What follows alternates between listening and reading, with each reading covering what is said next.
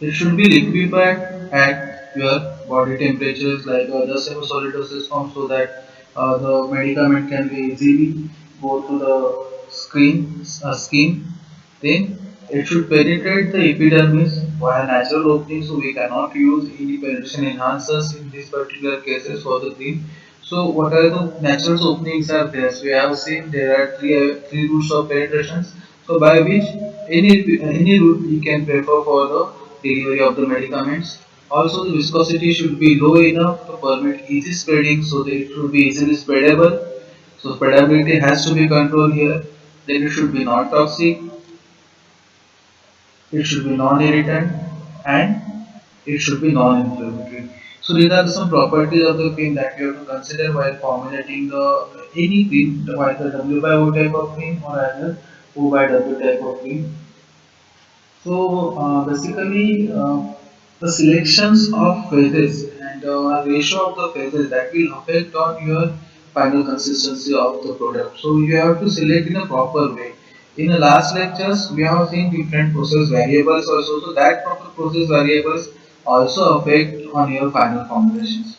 Then as I already discussed, apart from this, there are cosmetic creams are there, like all-purpose cream. For example, Vico turmeric that is all-purpose we are using. Then the baby cream, barrier cream, bleaching cream, cleansing cream is there, cold cream is there, hair cream is there, hand cream is there, vanishing cream is there. All those are the cosmetic creams that are used by the means girls. Boys hardly use cold cream or vanishing cream during the winter only.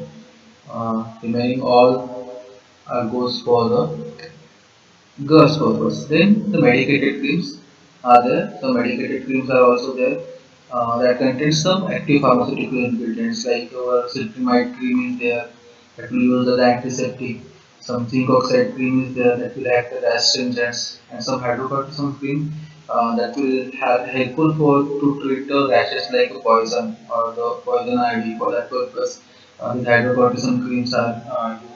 But when these particular creams are prepared, means when we are talking about the manufacturing of semi-solid dosage form, sorry, not semi-solid, the creams that we are using.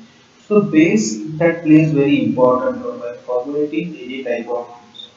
So we'll see some advantages first of semi-solid dosage form. After semi-solid dosage form, advantages of the creams.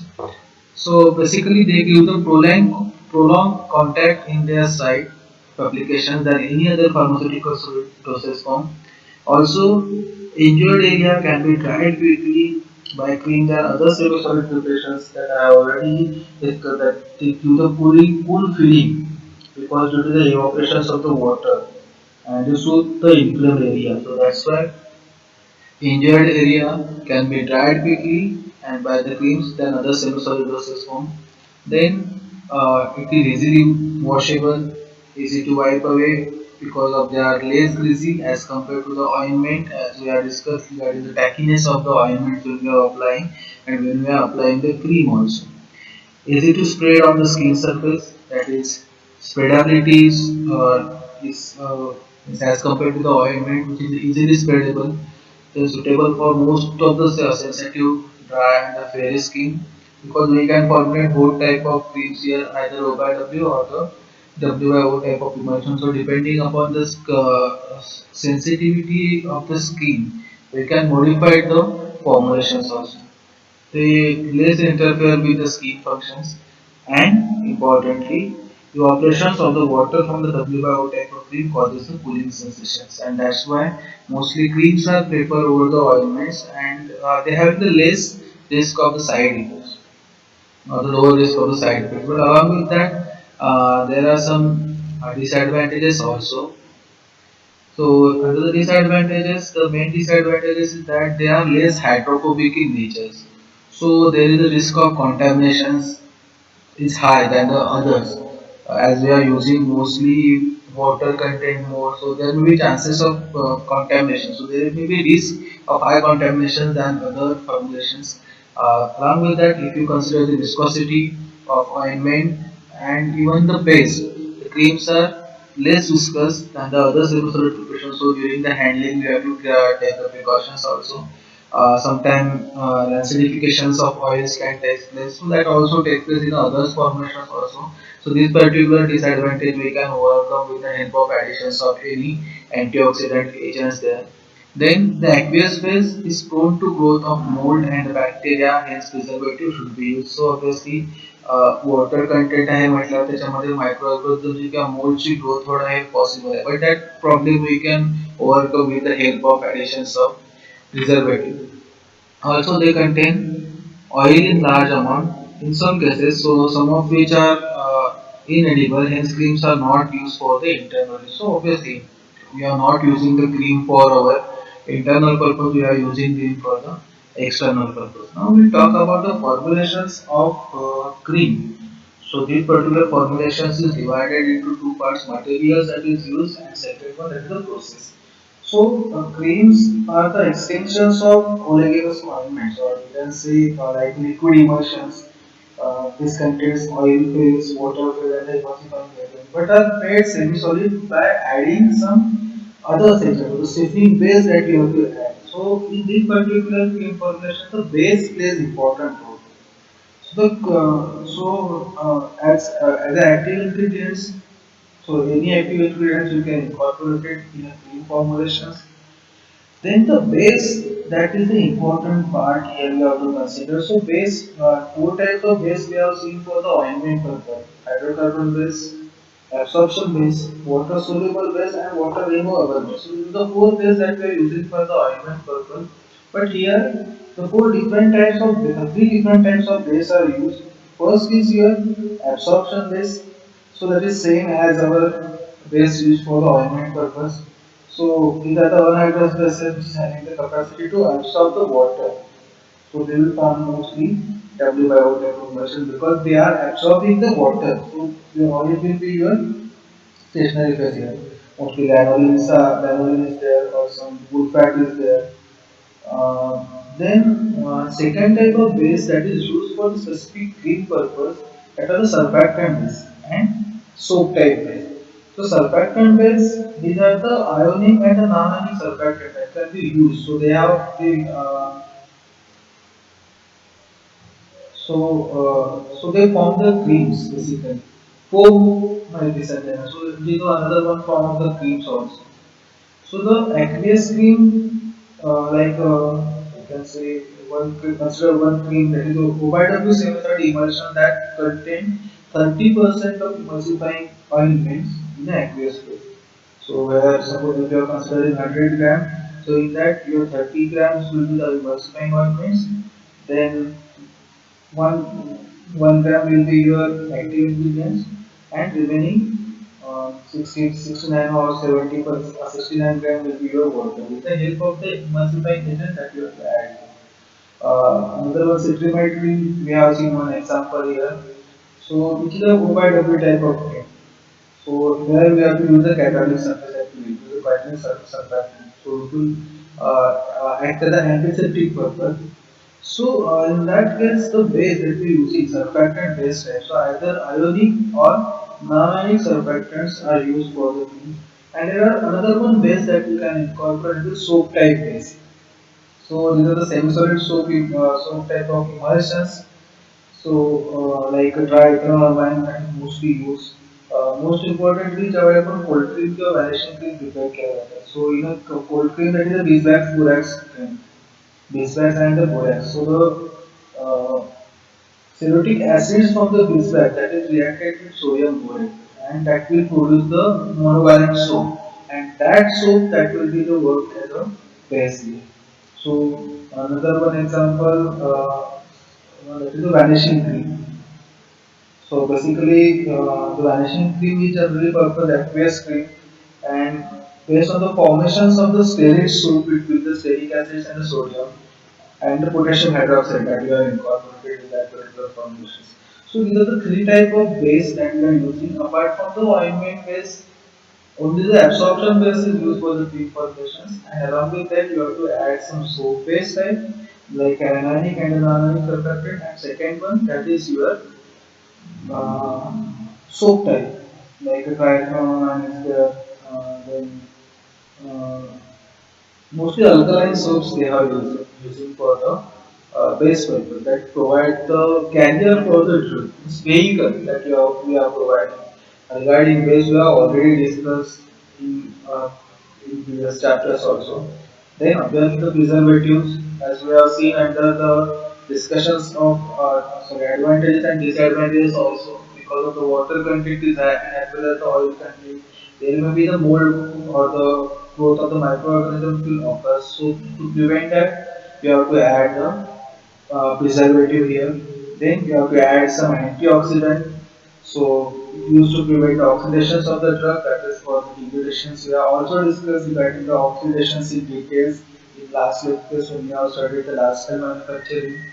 How antioxidants are work or what is the need of the antioxidant in that formulations. Then surfactant, obviously there are two phases, so you have to add some surface active agents that prevent the interfacial tension between the two immiscible phases. So, and we can get the homogenizer the proper consistent product. So, for that purpose, you have to incorporate a surfactant.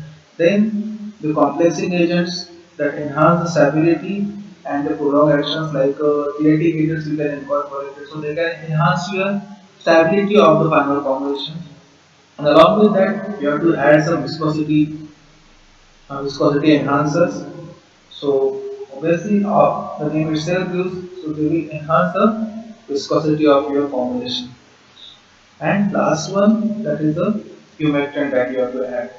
So humectant, they protect from the drug, from the moisture. So the, you can say the moistening capacity of your formulations can be maintained. Okay. Then the process, basically compounding of creams. So as we already discussed, the cream consists of the oil phase, aqueous phase, and the emulsifying agent. So the emulsification process will be there here. So the same process that we are using in the emulsification process that you have to use, you have to use the oil phase to be mixed in its liquid form with the water in the presence of the emulsifying agent. So that emulsification is possible only when two invisible phases are liquid. So in that case, we can, if suppose it is already liquid you have to incorporate, so you have to incorporate with the help of the translation method. So that we have to consider. So first thing here you have to prepare the oil phase. Then at waste phase you have to prepare the same process that you are adopted for the oil formulation. Then you have to form the emulsions. You have to add the two phases. So according to me, you can formulate the or you can follow emulsions with the help of the emulsification emulsifying agent, and then you have to disperse the active ingredients into the final formulation. So the same process that in the regulations will be there, homogenization will be carried out, and the final consistency of your formulations can be achieved. Then after the formulations, storage of the cream. So most of the times we are using most of the usually creams are packed in a metallic collapsible tubes or plastic tubes. We will share one video regarding how the secondary dosage forms are packed. So an ideal container that must protect the formulations from the external atmosphere like heat, like humidity or the particulate matters. It must be non-reactive with the product components and easy to use. So whatever the collapsible tubes that you are using or any other containers are there, plastic containers you can prefer for the packaging or the storage of the cream. But along with that, the conditions you have to maintain. Sometimes pressurized package are also there. It's have just now I explained regarding the foam cream.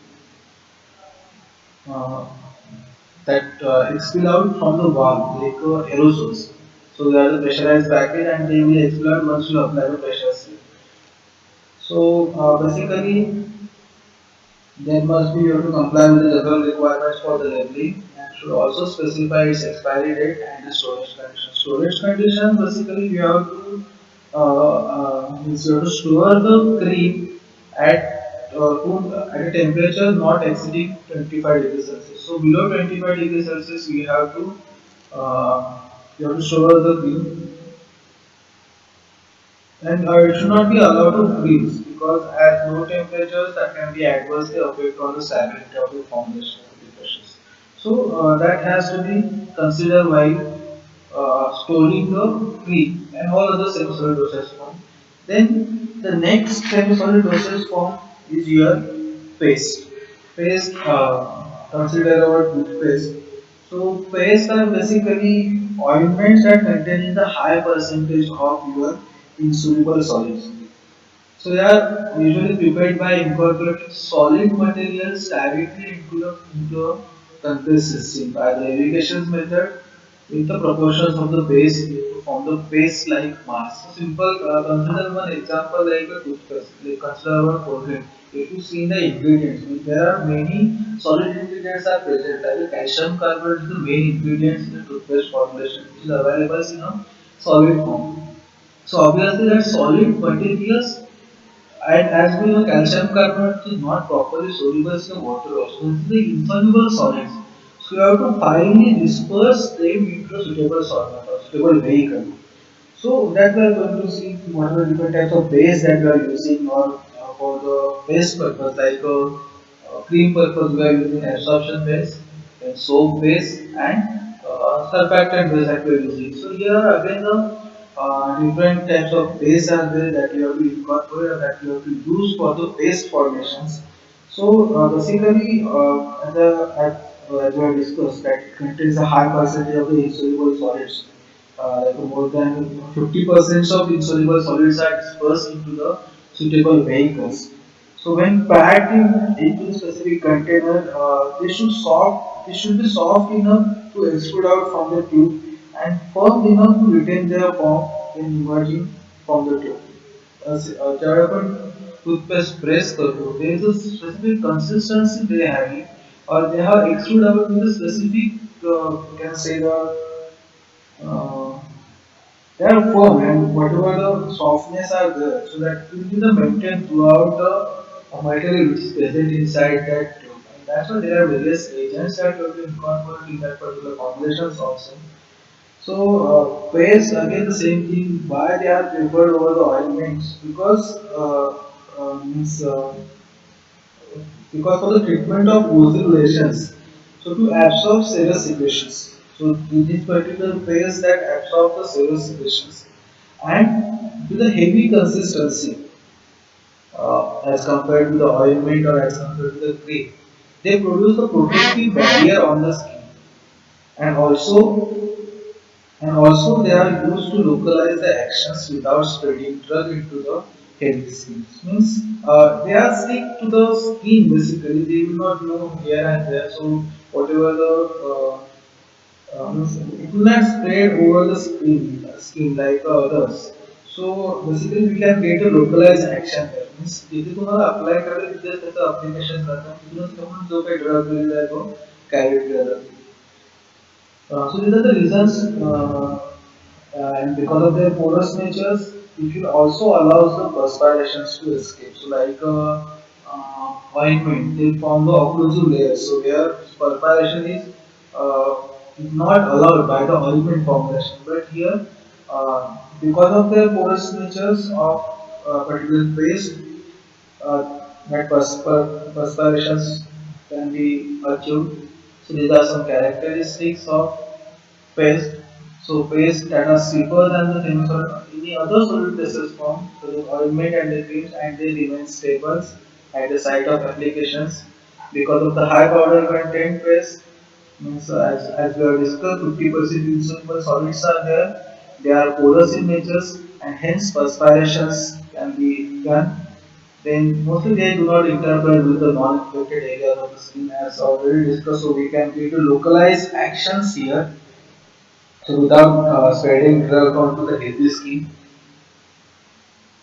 then these are considerably less greasy when compared to the ointment, and they are mostly applied over noise lesions as they possess a food adhesive property toward the skin. And most of the pastes are unsuitable for the treating scalp conditions because they are difficult to remove from the hair. So there are some types of paste are there. So basically the base that we are using, again the base that we are using for this particular paste formations, that plays very important role. So there are different types of paste are there. So depending upon the types of paste, based on the type of paste that is used in the formulation, that the pastes are classified as a fatty paste. So these formulations mostly contain the fatty or the oleaginous bases, like hydrocarbon bases that we are using, zinc oxide paste is there. Then some aqueous gel paste are there.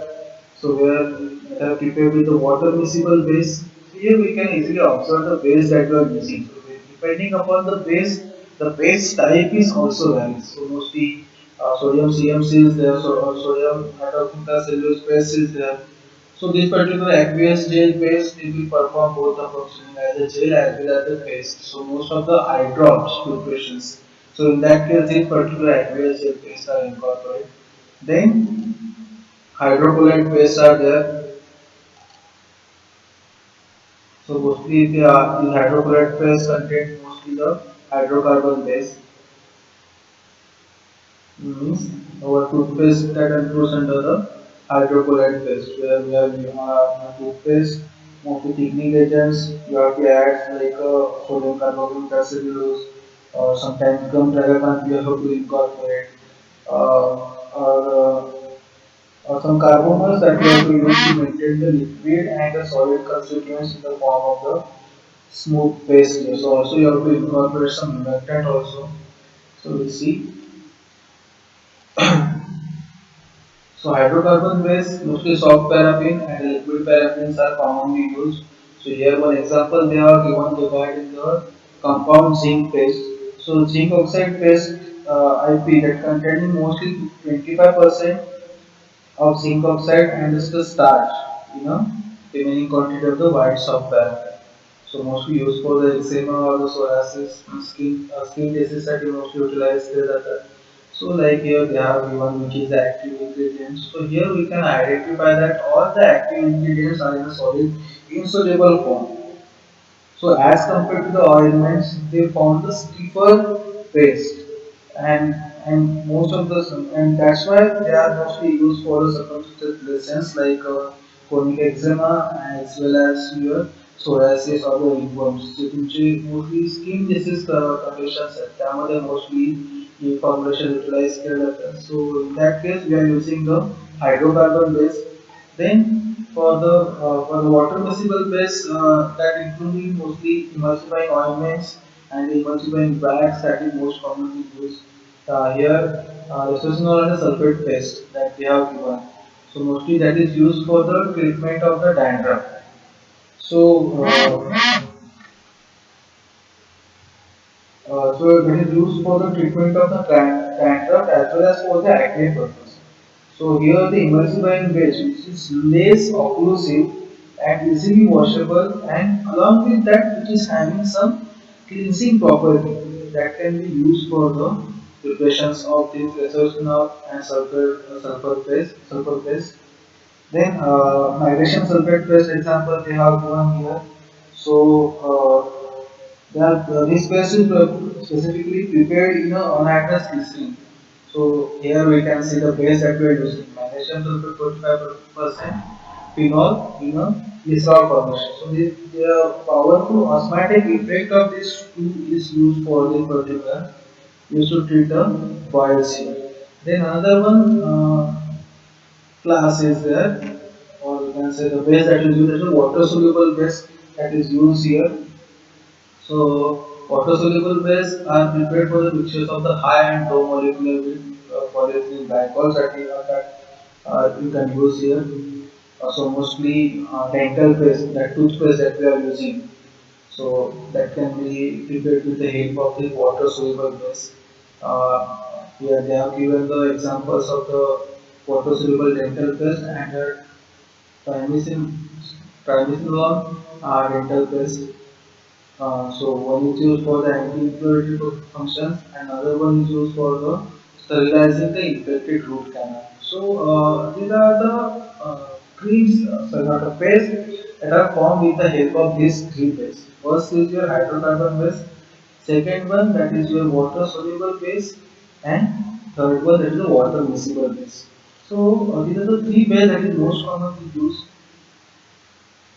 So these are the ingredients they are given here for the toothpaste formulations. So, so basically what it includes in a toothpaste formulation or the additives used in a toothpaste. So basically liquid base they are using mostly 30% to 80% mostly colloids that common mostly use sorbitol that is used. So that particular sorbitol having the various functions that will act as humectant, that it will prevent the product from the drying out and preserve the textures of the flavor, textures and the flavors also. They provide some sweetening actions also. So notice sorbitol is prefer some abrasives like calcium carbonate will act as a abrasive here. Some biological modifiers we have to incorporate. Uh, so they are used to obtain the several properties like flow that can easily flow but do not rapidly from the tube means exfoliations from the collapsible tube that can be achieved by this particular biological modifiers and detergents foaming actions that provides once you apply the toothpaste the foam will generate so that is because of the some SLS. So SLS is the surfactant that they have to add it so sodium lauryl sulfate that is most commonly used in some active ingredients like the fluorides that you have to add sometimes. So the salts of the fluoride, sodium fluoride or the sodium monofluorophosphate or the other fluorides that can be used for this purpose. Then flavors are there, different types of flavoring pastes are available in the markets, then the sweeteners, same coloring agents that we can incorporate as per the requirement. So if the natural taste will be there, we can use the green if the main will be there, so you can use any other color. So, but that all the colors that must be specified under the Drug and Cosmetic Act and ultimately your preservative. So, mostly sodium benzoate or methyl paraben that mostly used for the preservatives in a paste formulation. So, here they have given the percentage of that each and every formulation. So, we can easily observe here apart from the base, the next highest percentage is of your virus or the adhesive, which is a insoluble solid materials. So these are some methods for preparations of paste are here. So paste either prepared with the triturations or the fusion method. So titration method is used when base is liquid or the semi-solid and the fusion method is used when the base is semi-solid or the solid in nature. So that all these two particular methods that we have already studied, the same method that is adopted, the process will remain the same. So the examples they are given here regarding the compound zinc paste that is prepared with the help of both the method, fusion method and the titration method. So here the procedures they have given. So first you have to pass the starch as well as the zinc oxide to the sieve number 1 into say a particle size reduction will be carried out. Then soft paraffin is melted on water bath and the required amount of powder is taken in water. You have to triturate with the little melted base until the smooth and gradually and the rest of the base is you have to add it at the end of the formulation. So that is the simple method, saturation method that we have to use. Under the fusion methods, already we have discussed. Here zinc and coal tar paste, example we have given under the fusion method. So the components like zinc and coal tar are melted in decreasing order of their melting point, the higher melting point first and then lower melting point. So that already we have discussed the fusion method under the ointment formulation. So that all the methods are adopted here for the cream and the paste formulations also. Then after that you have to add some medicament in the material ingredients and you have to stir thoroughly until the mass gets cooled down. And the second one method you take all the components and you have to subdivide it straight and you have to melt together and you have to form the paste. So this is a method these two methods that has to be can be used for the formulating the uh, paste formulation. So apart from the semi-solid dosage form, like we are seeing creams, paste, and ointment. The gels having the different structures. Gels have the different consistency. Gels having the different properties. So before moving to the gels, just differentiate between the ointment, cream, and paste. How these three are differentiable. So basically, as we know, what is ointments? So ointments, these are the semi-solid solutions or the dispersions that is prepared using the hydrocarbon gases, water absorption gases, emulsifying gases, or the water soluble gases. Creams, these are either aqueous or oily semi-solid emulsions and mostly drug soluble state. And what is paste? Paste, these are the semi-solid suspensions which containing the high solid content are insoluble solid content dispersed in a specific phase. What is common in these three semi-solid dosage form is that all are dispersed in another one, right? So in ointments, four different bases are there. First is your hydrocarbon base, emulsifying base, water absorption base, and water soluble base. For the cream purpose, you have to use the absorption base, soap form, and surfactant form. And we have discussed just now regarding the paste that we are using, water miscible base, water removable base, and your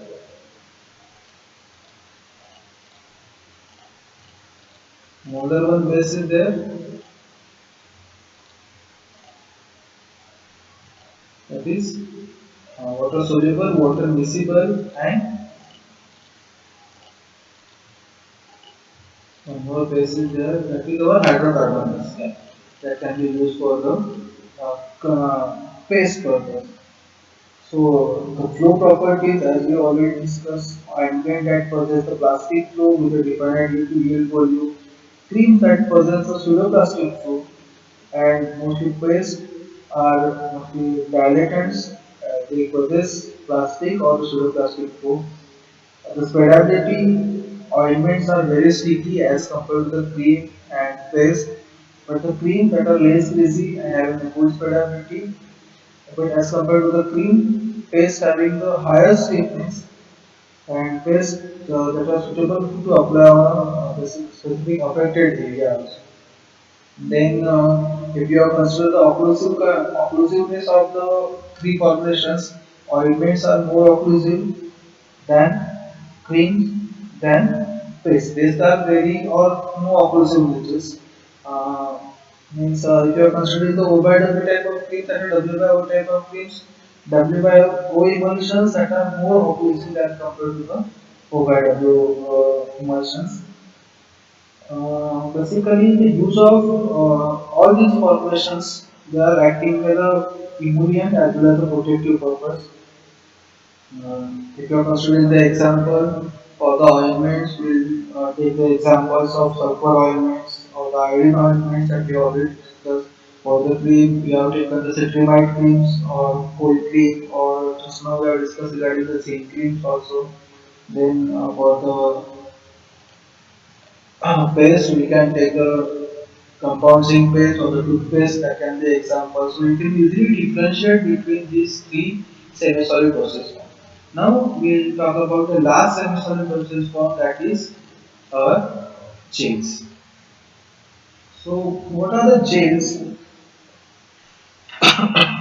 So basically gel and the jellies, these are the transparent semi-solid dosage form, and then suspensions are either a small organic particles or a large organic molecule that are dispersed in a solvent, and they will form the three-dimensional colloidal structure. So when we are defining the gel, so this is a solid or semi-solid system of at least two constituents which consisting of a condensed mass that is enclosed interpenetrated by the liquid. So they form the 3D polymeric structures.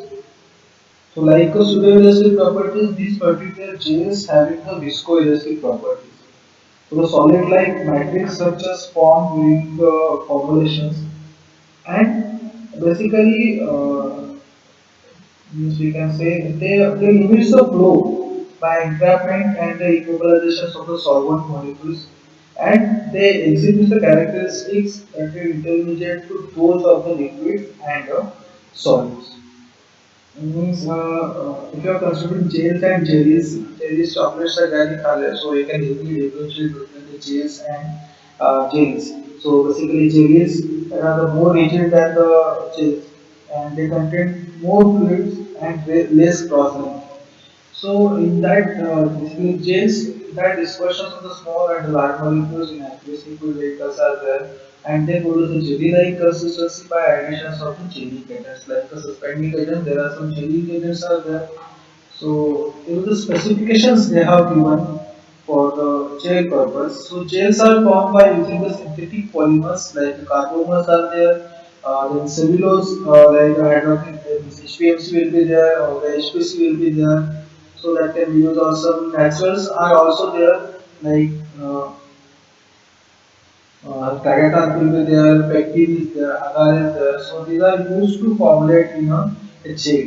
Simple examples, if you are talking about the carbocol, if you are using for the formations of the gel, carbocol which is having the capacity to absorb the water, means if you are added the water in abundant form, it will forming the cross linking with that particular polymers. So under the national formulary, there are six basic polymers they are used for the gel formulations, which is having a different viscosity between the 4,000 centipoise to the 60,000, so 40,000 centipoise to the 60,000 centipoise in just only 0.5% of the aqueous solutions. So the carbonol and the class they are given here, carbonol 910, 934, 934P, 940. So these are the some polymers they have given. So by which they are mostly used for the preparations of the gel formulation. So they are called the gelling agents also. Before moving to the classifications, so what are the advantages of using that gel? What are the gel form? What are the advantages of the gel? So basically, gels that are used for the optimal cutaneous and the percutaneous drug delivery system. Obviously, they can avoid the gastrointestinal drug absorptions, difficulties caused by the GIPH. They are basically gels that having some property to avoid the enzymatic activity and the drug interactions with the food and the drinks. Now, these particular gels can be used for the medicated purpose, for the protection purpose also. They avoid the systemic and the portal circulations. Also, they are not deactivated by the liver enzyme because they bypass the liver, so phosphate metabolism is bypassed like semi-solid dosage form. It's the same properties. But again, the same thing, there are some disadvantages also. The gels that are used for the introduction of the body cavity or the eyes, that has to be sterilized. Means during the some operations, you have to sometimes you have to insert some equipments or some instrument into the body cavity. So obviously that gel must be sterilized so that can be affected, that cannot be affect on or that it should not harm to the body. Or sometimes drugs of larger particle size do not absorb the skin. So these are the some disadvantages also for the cream formulations. So when you have classified the gels, there are basically two types of gels are there: single phase gel and a two-phase gel. Single phase gel, that means in a single phase, gel contains micromolecules that are uniformly distributed to the liquid with no apparent boundaries between the macromolecules and the liquid. So only the single phase will be there. So where whatever the polymers are there, so in which whatever the macromolecules are there, like your APIs that are uniformly distributed throughout that polymeric, we can say the polymeric solutions. So there will not be any boundaries present there for the gels.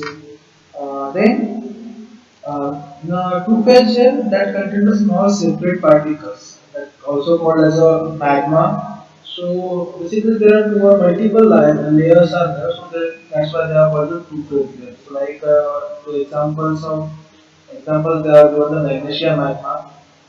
So that separate particles that called as the magma built of magnesium in a gelatinous in a gelatin. So where they precipitate the magnesium hydroxide. So that this is the examples of the toothpaste gel they have given. Apart from that, depending upon the classifications, there are different types of gels, hydrogel is there, cellogel is there, organogels is there. Along with that, non-aqueous gels are there, bio-reduced gels are there, complexation gels are there, some other control heat gels are there. So we just concentrate on these three hydrogel, cellogels, and the organ gels. So when we are talking about the hydrogels, hydrogens is a network of polymers structures that are hydrophilic and sometimes found as a colloidal gels in which water is the dispersion medium. So these are the aqueous gels that contain an insoluble polymers. So basically these hydrophilic gels that contain water, glycerin and a propylene glycol gel with the hydrochlorides here. This hydrochloride there. When exposed to the water, the biopolymers swells and absorb the liquids here. So basically, the hydrogels are highly absorbed, natural and synthetic polymer networks, and also possess a degree of flexibility very similar to the natural tissue due to their significant water content. And that's why these particular hydrogels uh, that is used for the scaffolds in a tissue engineering. So basically, sorry, I have probably to change the slide.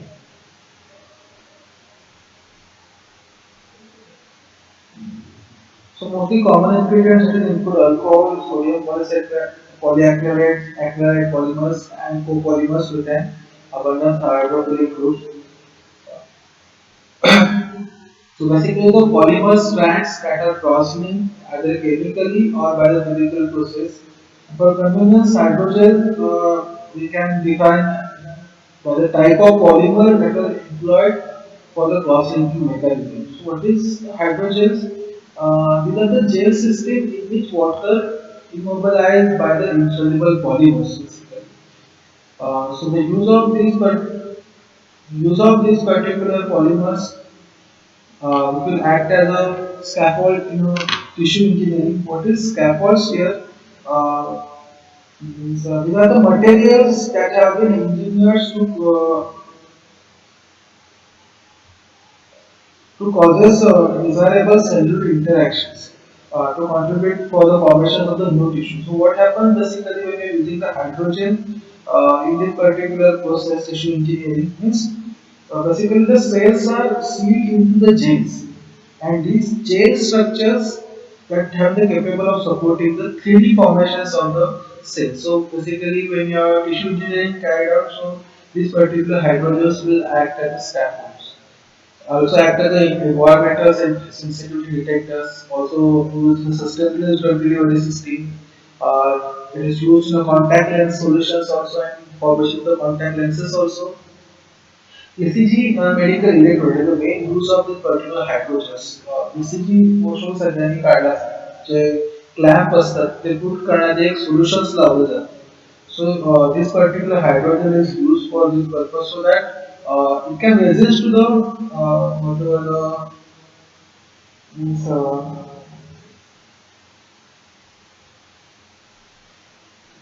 it can resist to the current of the electric charges basically. So for that purpose, this particular hydrogens are incorporated. Then second one that is the zero gels. So these are the open network formed by the removal of all the swelling agents from the gels, mostly which is having the high porosity and enormous surface area for the applications and along with the very small pore sizes. That is the main advantage of the zero zone gel. So when solvent removed occurs under supercritical condition, the network does not shrink and highly porous, low density material that is known as a aerogel is produced. Uh,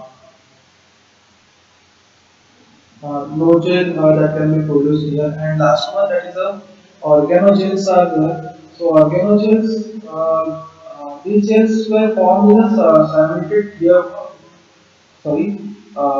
These particular organelles, these are the non-crystalline, non-fizzy, and thermoreversible solid materials that is composed of liquid organic phases that are entrapped in a three-dimensional cross-linking network. So these organelles that contain the non-aqueous solvents as a continuous phase, and these hydrophobic gels that consist of some amount of liquid paraffin in that with a colloidal silica or some metal exteriors, and basically some solid gels with the low solvent concentrations are there. So the liquid that can be used for this particular organelles can be organic solvents like a mineral soil, vegetable soil, and these are based on the self-assembly of the structural molecules. So this is the main chelation that is achieved by the dissolving or dispersing the organogelators in hot solvent to produce the organic solutions. And that's why they are called as a organogens. So such organogens are affected by the presence of the additives like hydrophilic solvent that surfactant can affect. Uh, Polysorbate 20 that can improve the gel stability and alter the gel microstructure from the network of microstructure from the network. Along with that, some organic solvents they use the opaqueness and the thermoreversible solution formations.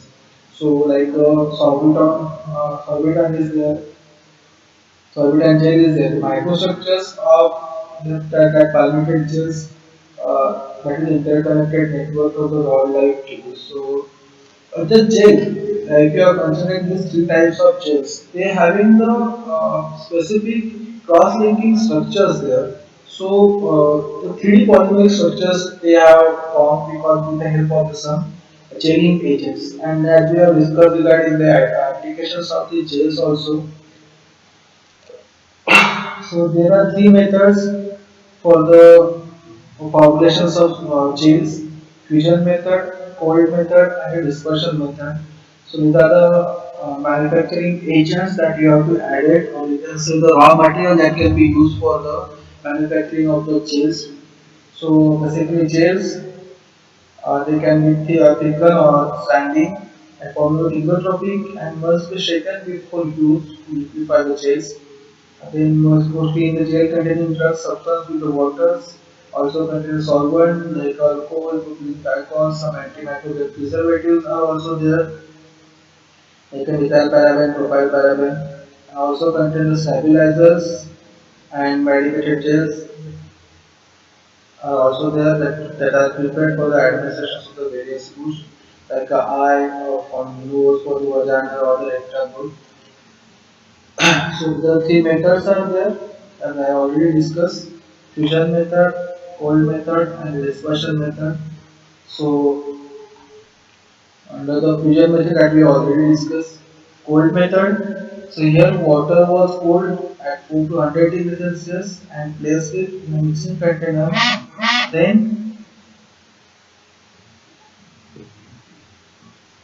gelling agent was added slowly and agitating until the solution is formed completely. Then you have to maintain the temperature below 100 degrees Celsius, and then you have to add the drug into solutions with the intermixing, and you have to immediately transfer to the containers, and you have to allow them to warm at room temperature upon liquid become the clear jet. So that is a simple method, the cold method, and last one is the dispersion method here. So here the jelly agent was dispersed in water, for continuous stirring with a 1200 rpm for 30 minutes. Then whatever drug candidate will be there that has to be dissolved in non-aqueous solvents with the help of preservative, and the solutions was added in a bottle to the continuous stir. So these are the methods that is carried out for the compounding of gels. So these are the we can say these are the manufacturing process and the equipment that is used for the not equipment, the ingredient that is mostly incorporated for the semi-solid doses of formulation. So if you are considering all the semi-solid doses from like ointment will be there, if you are considering the creams, if you are considering the base will be there, or if you are considering the jail will be there.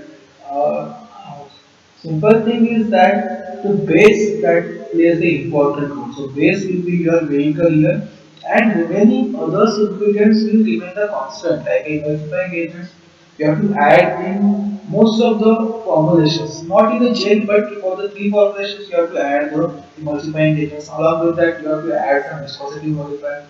You have to add some stabilizers. You have to add some preservative and antioxidant also. So, if questions they will ask regarding any large scale manufacturing of the any semi-solid dosage form, you can write down this material that you are using for the semi-solid dosage form formulations. When you have to mention the base strictly, because the base used for the four dosage forms are different. For the ointments, we are using the hydrocarbon base, then absorption base, emulsification, water removal, and water soluble base. For the cream, we are using the absorption base, then soap base, and the surfactant base. And third one, that is the paste for paste purpose, we are using the water miscible base, hydrocarbon base, and the water soluble base. Here, for the gel purpose, we are not using the base, but we are providing the cross-linking polymeric structures where we are using a gelling agent that have to dissolve in a specific solvents, and they will form the 3D polymeric structures where you can incorporate the active pharmaceutical ingredients. So this is all regarding the comparative study of all the semi-solid dosage form, where we have studied different methods. Also, there are some different methods that you can incorporate. But most of the time, the methods that we have discussed for the ointment purpose, like the emulsification process, like a fusion method, like a titration method, and the like chemical reaction method. So these four methods that will remain the constant. Means anyhow, the mechanisms involved in this whole process that will remain the same. So this is all regarding today's session. The large scale man. So here our large scale manufacturing of semi-solid doses from this one. Now only point is remaining regarding the layout. So that I will explain during the quality control evaluations of our semi-solid doses on next lecture. So I was more than 3 now. We have covered 15. It's more than 1.5 year. Sorry, 1.5 hour there. So I know you are also getting bored now because you have joined with 49 and only 39 are only including me. So we'll stop here. Uh, so only the one part is remain, that is the quality control evaluation that we will cover in the next lecture. Okay, thank you.